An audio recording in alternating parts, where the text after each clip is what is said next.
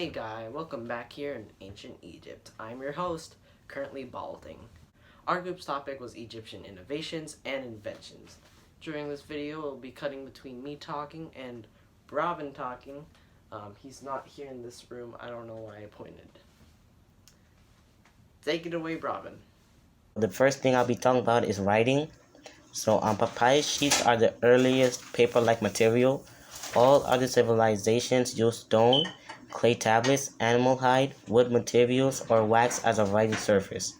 Papyrus was the most important writing material in the ancient world. It was exported all around the Mediterranean and was widely used in the Roman Empire. Its use continued in Europe until the 17th century AD, when an embargo on exporting it forced the Europeans to use parchment.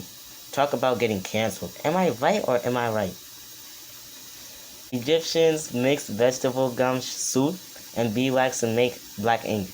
They replaced soot with other materials to make various colors.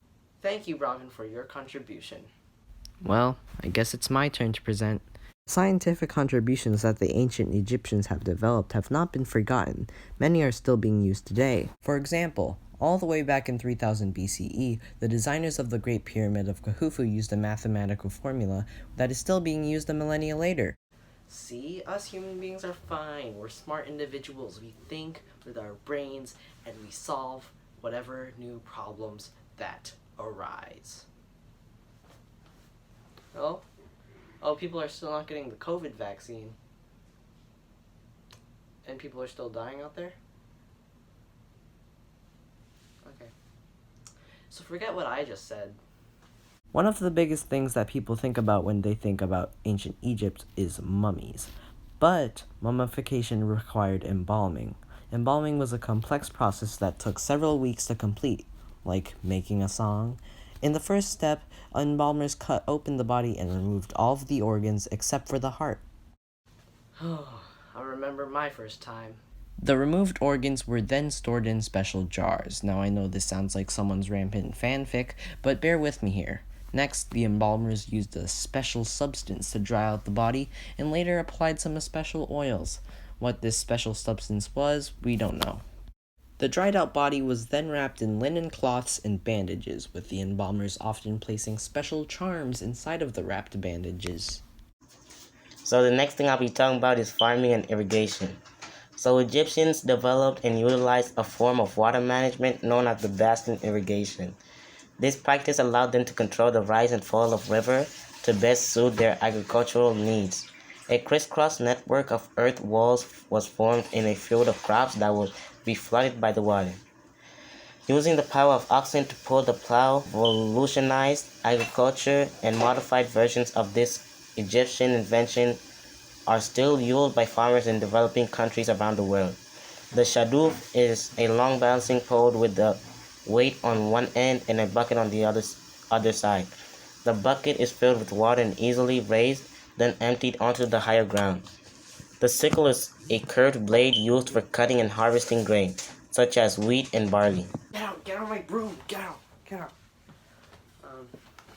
Thank you, Robin. You were always my favorite. Transition. My turn again? Okay. Makeup was invented by the Egyptians in 4000 BC. They combined soot and a lead material called galena to create coal. That explains everything. They also made green eye makeup by combining malachite and galena to tint the ointment. People wore makeup believing it could cure eye diseases and keep them from turning evil. Me personally, I actually turn evil when I wear makeup. I'm evil now. Toothpaste consisted of powdered ox hooves, burnt eggshells, and ashes. If you're ever wondering where the remains of someone you know goes, well, Colgate has you covered. A different recipe from 400 AD uses rock salt, mint, dried iris flower, and grains of pepper. I love the irony of using pepper in toothpaste. You're supposed to clean your teeth here. I guess someone misread the instructions. To keep themselves clean and prevent lice, many Egyptians shaved their heads and wore wigs. You know what? Maybe I should do that. And the next thing I'll be talking about is time.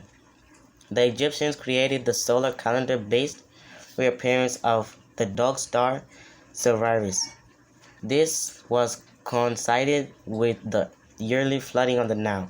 Their calendar had 365 days and 12 months, with 30 days in each month and additional 5 festival days at the end of the year. However, they did not account for the additional fraction of a day, and their calendar eventually became incorrect. Eventually, Ptolemy III added one day to the 365 days for every 4 years. In order to tell the time, Egyptians invented two types of clocks. Obelisks were used as sun clocks by noting how its shadow moved around the surface throughout the day. From the use of obelisks, they identified the longest and shortest days of the year.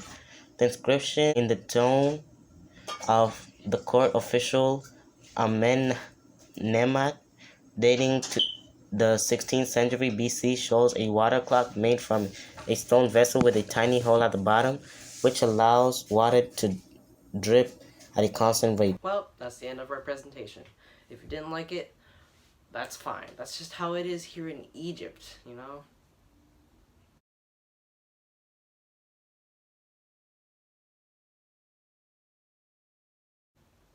I need a hobby.